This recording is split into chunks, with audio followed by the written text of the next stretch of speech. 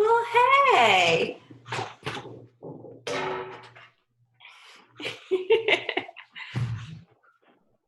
Welcome to tonight's episode of Conversations with Banker and Watts. In our special TTC shirts, we had to wear them for this. Absolutely. How are you this evening, Miss Watts? I'm very good. How are you? I'm very good. Are you having a good coronacation? So far, I miss everybody. It's kind of quiet around here. It is awfully quiet. It's quiet around my house too when people, mostly Max, aren't yelling. I heard they came out with a new Harry Potter website today. I'm going to explore that real soon. What? That's fantastic. I'm trying to figure out where my camera is on my tablet here because I haven't flipped side. I think it's over here. Like our summer videos of what do we do with our hands. Crazy. Well, I know if you guys are feeling as awkward on camera as we are, we're all in this together. And we thought we wanted to make a live YouTube video for you of us like hanging out, like playing things. But that's dangerous. That's dangerous. So we thought we would just record this Zoom meeting that we had where we were gonna talk to each other and kind of answer some questions that you guys had asked us on your awesome assignments that you were doing a really good job of doing. So what do you want to do first, Juan?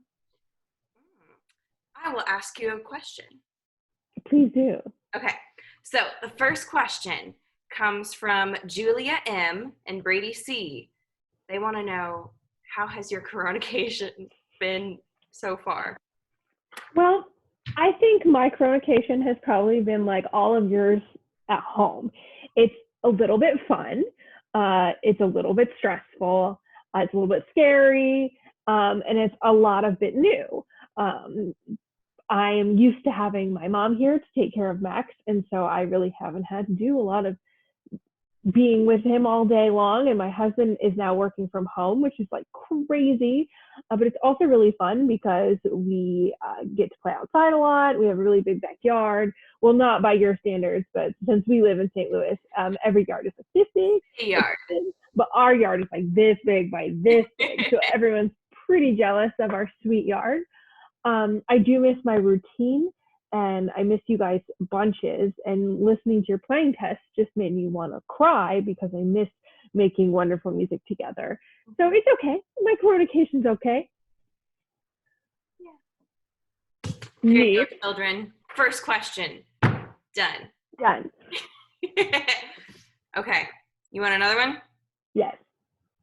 Next one is from Nola B. Okay. Loving all the extra attention. Absolutely. He's a little bit distressed because he is very tight with my grandmother and they can't really be around each other. And my mom takes care of him all the time, so she can't really come over because she takes care of her mother, so they miss each other. So we're doing a lot of video chatting. He does love having us here all the time. We get to eat outside a lot, but I think it's like 50-50. But now, Watts, I'm going to ask you a couple questions. Okay. Here we go. How is your cat? And that's a question from Madeline, Rhea, and Maggie T. Everyone wants to know how my cat is. Yeah, I want to know how your cat is. She's doing great. You might not be able to see, but behind me, I have the starts of a small indoor garden, and she loves to call that her jungle. Like, she likes to go explore in there. She is a little miffed that I'm home all the time. She likes her space.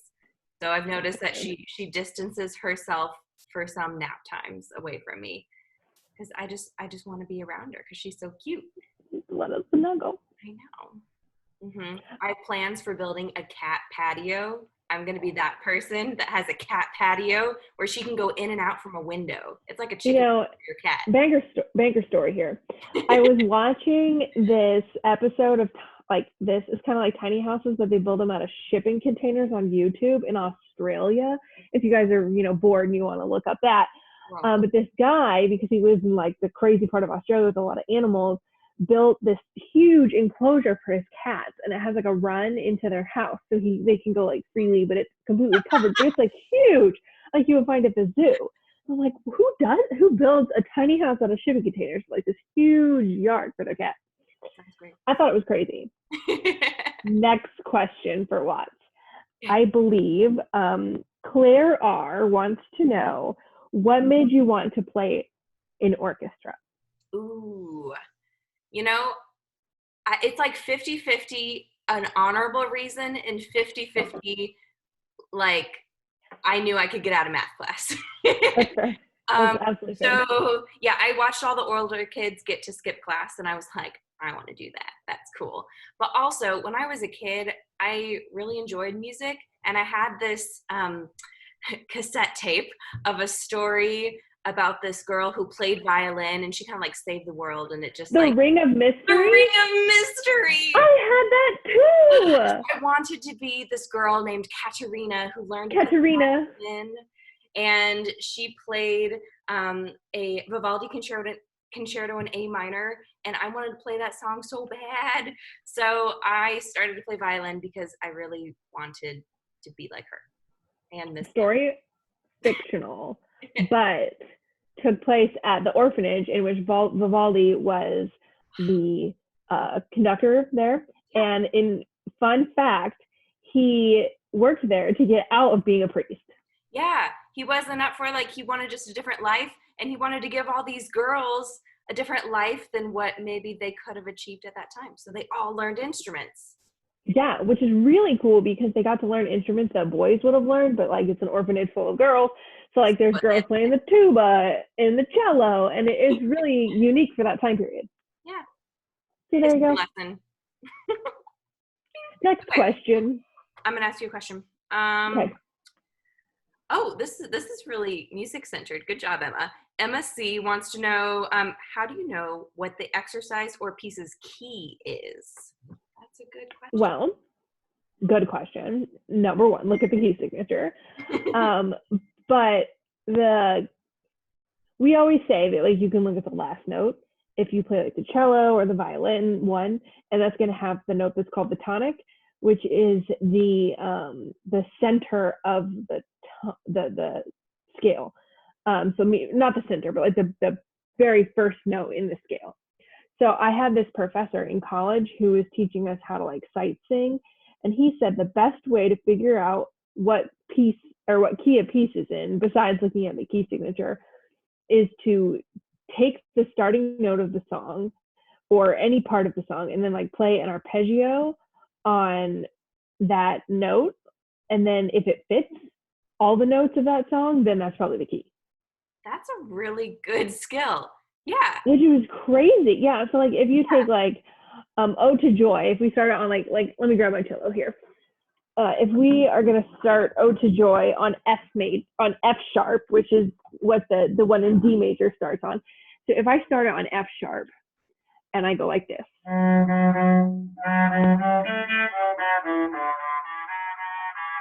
That's just a little bit of it.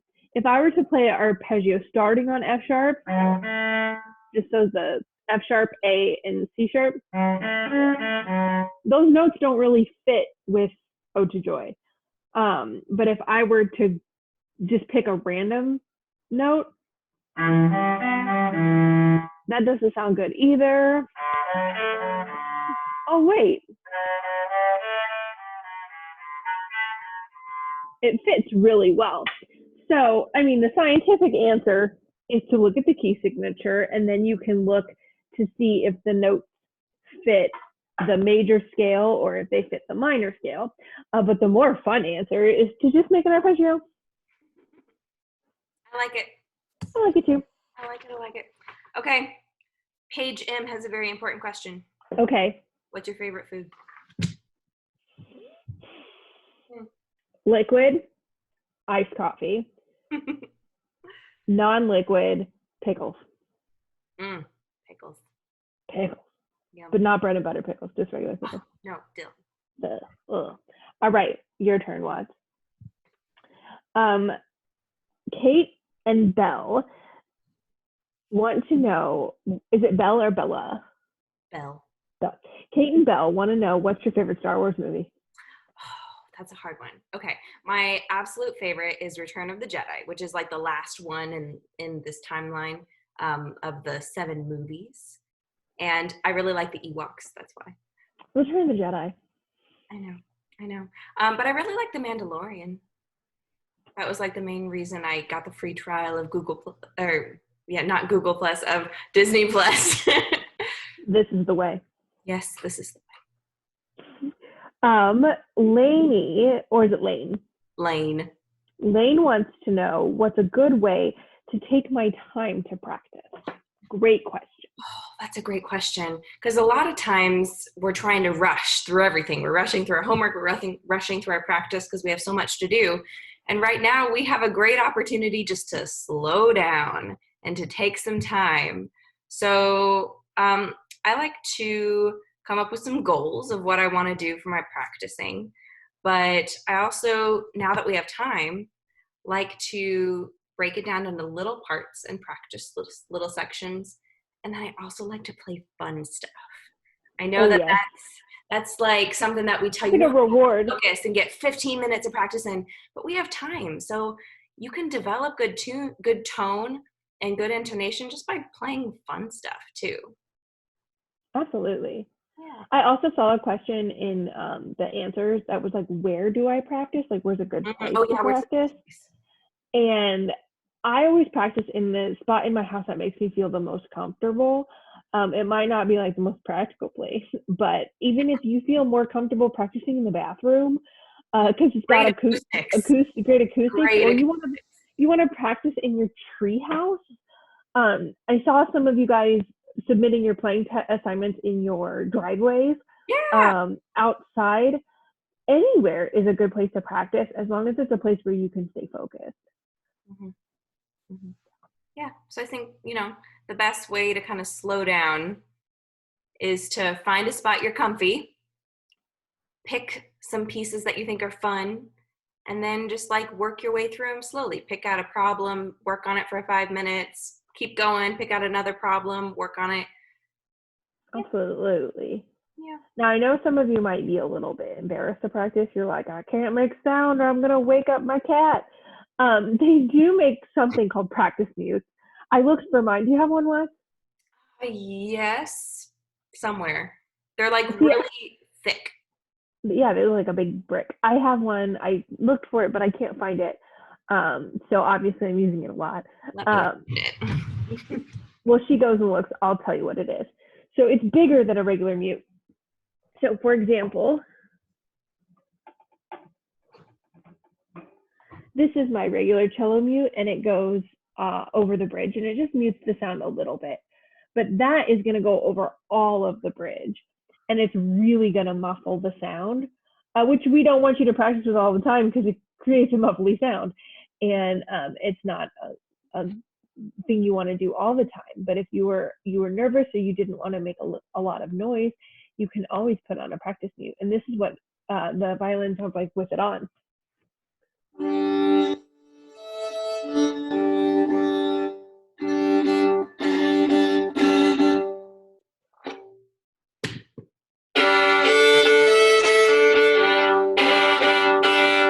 Yeah, so it's much quieter. So yeah, those were really good questions about practicing. All right. Next. Mia P wants to know, does rosin just make friction between the bow and the string so it doesn't slide? What is it for? I think so. Yeah. That's one of the things that I don't know the answer to. I'm going to assume that it creates friction. I mean, it creates some sort of stick to create the friction. So yeah, I'm going to go with that. Yeah, and like our bow is supposed to stick a little. Stick the string. It's supposed to pull the string millions and millions of times, right? Yeah. And this just makes it sticky so that it can do that. Yeah. Yep. Okay. And everyone wants to know this big question. Okay. Are we going back to school? I miss school. When are we going back? When are we going back? Well, let me tell you, I miss school too, because Sean Morgan lent me a bunch of books about dragons to read, and I've left them there. And I am kicking myself because I have so much time to read the books about dragons, and I want to go get them, but I'm stuck in my house, and it's really frustrating. And I know that there's probably things that you're stuck in your house and you're really frustrated about too. But to answer that question, we don't have an answer for that question. And that is the frustrating part about all that. We just don't know. Yep. We're in the same boat as you. We don't know. But we miss you. Oh, now it's your turn for questions, Watts. Okay. How do you tune your instrument without a tuner? Good question. So to submit this question, you had to have access to internet. So I'm going to think you can get on YouTube. If you can get on YouTube, all you have to do is search for an A, or maybe they might say a drone, which just means it's going to play the note A a whole bunch. And you match your string with whatever you hear. Start with your fine tuners. If it's really off, we can zoom and we can help you with your pegs. Please don't try to do that on your own. There will be an explosion. It's not necessary. You can also access the tuner that works like the one that you have at school, where it has a little bar and it's like on Smart Music, if you're able to get on Smart Music. That's true. It's a practice tool. Mm-hmm. There's a dial. Yeah. Okay. Now, next question. This is a hard one. Will we perform another concert this school year? The answer is no. The safest option for all of us is that even when these stay-at-home orders are lifted, we need to make sure that we're being safe. And so the district has made the correct decision to cancel all of our concerts through the end of the school year. Now, I know this is so sad for us, and it's so sad for you because you've worked so hard on all the music this year, and it can be frustrating, and it can be just, it can make us feel really defeated. But we want you to know that we're going to come up with lots of fun things for us to do together, and this does not mean we're never going to play together again. We're going to have lots of opportunities in the future. This is just a absolutely. And yes, we can play Gauntlet in the fall. Yes. do do do do do do do do do do do. All right, your turn, Watts. Okay. Why did you become an orchestra teacher? Well, I'm going to have two answers to this question.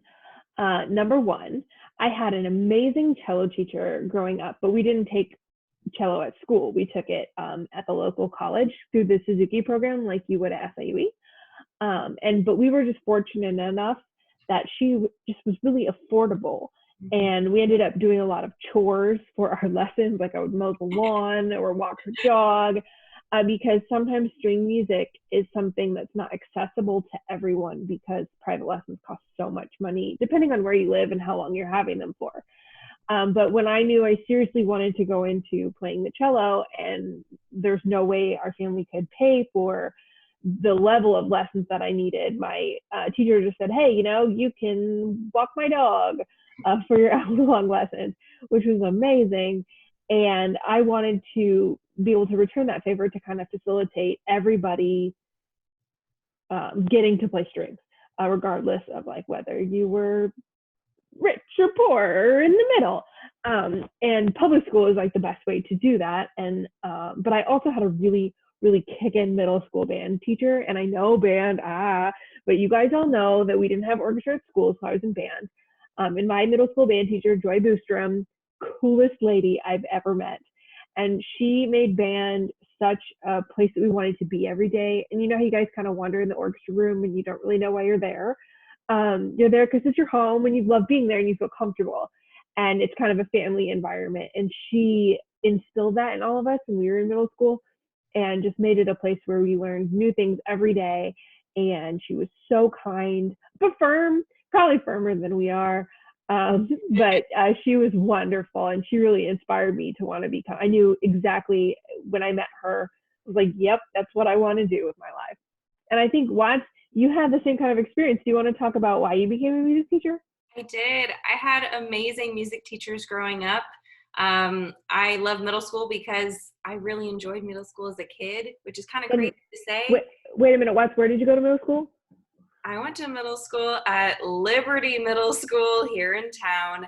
I was the second class to ever go there. It was so cool.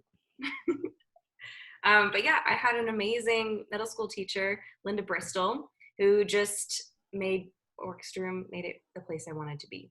And And do you still talk to Miss Bristol today? oh, we're besties. Yeah. It's yeah, She's my they're mentor. tight. She's amazing. She is pretty awesome. All right, I think was that my last question. That was your from the kids, yeah. Awesome.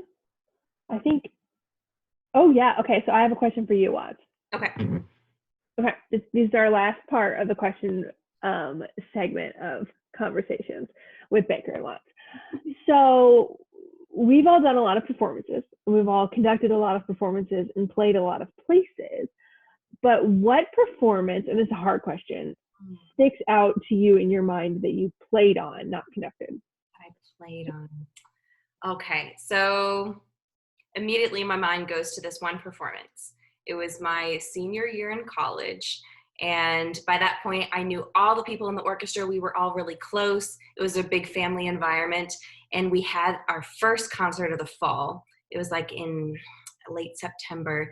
And we were playing just the best lineup, like my top two pieces, which is the Sibelius Symphony No. 1 and the Elgar Cello Concerto, and our cello professor was the soloist. So both of those Excellent. were on the program, and the performance it rose to another level, and we knew it. There's a part where the violins have this like 2 measure, just like beastly section, and then everything drops out and it's silence, and we nailed it. The only time we had ever nailed it was at the concert, and I could just feel the collective like heartbeat from the whole group, which is like, oh my goodness, that just happened.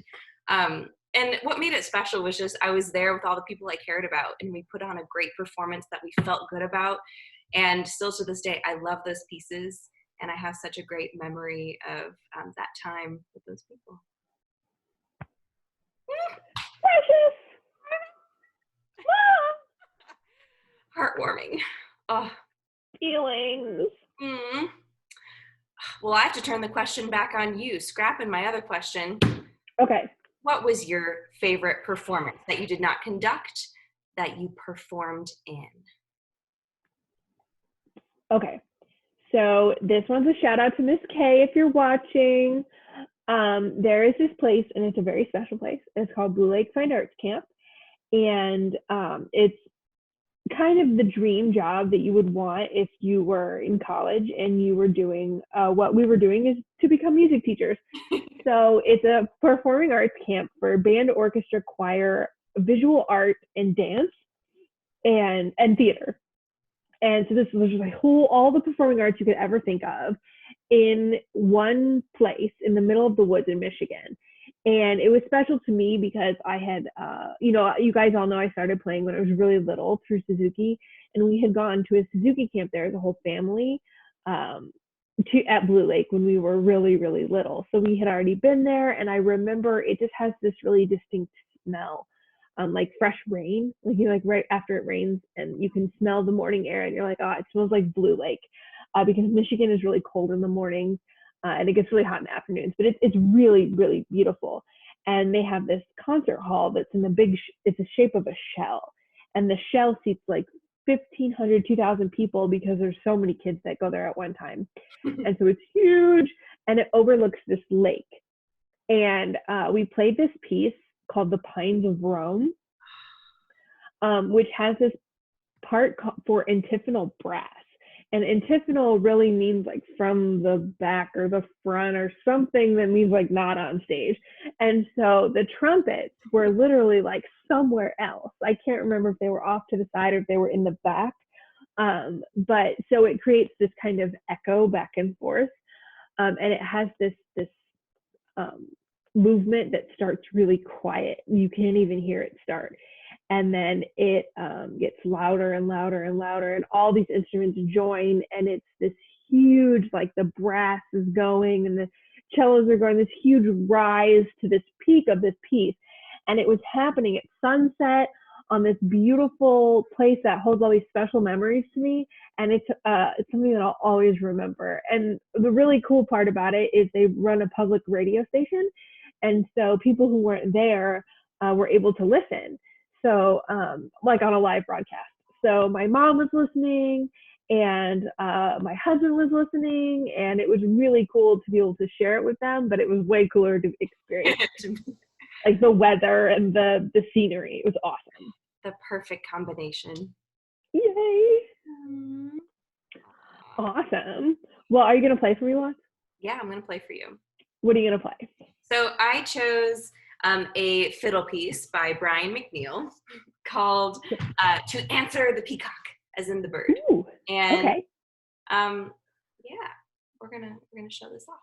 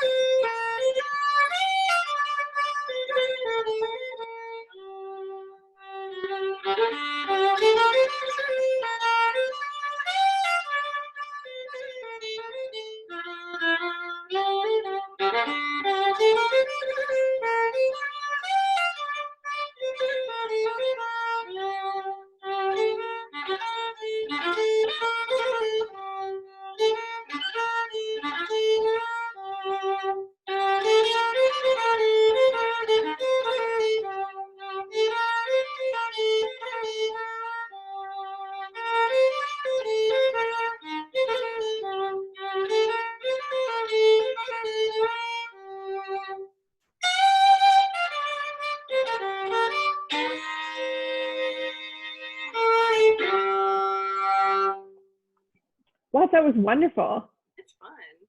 Have you ever met Brian McNeil? Once. That's what I thought. Young. What I really liked about that you guys might not have noticed, but maybe you did. What it didn't have in it was shifting, right? Mm-hmm. It was all in first all position, play this song. which is so cool. You can all play that song, which kind of leads me into what I chose to play. And I have to put my mute on because Max is sleeping, and I don't want to wake him up. He really likes music, so he would start calling out wanting to be around the cello. He does. He would be like, where are my homies at? Okay. And this piece is a piece that we kind of talked about when we were talking about your fiddling lesson, because you played a piece in your not essential elements, in your orchestra expressions book about cabbages. And it's called Bile Them Cabbage Down. And the coolest part, can y'all see my hand? The coolest part about playing the cello is that we can play the cello like the violin. And so this is Bile Them Cabbage Down in the form of thumb position cello.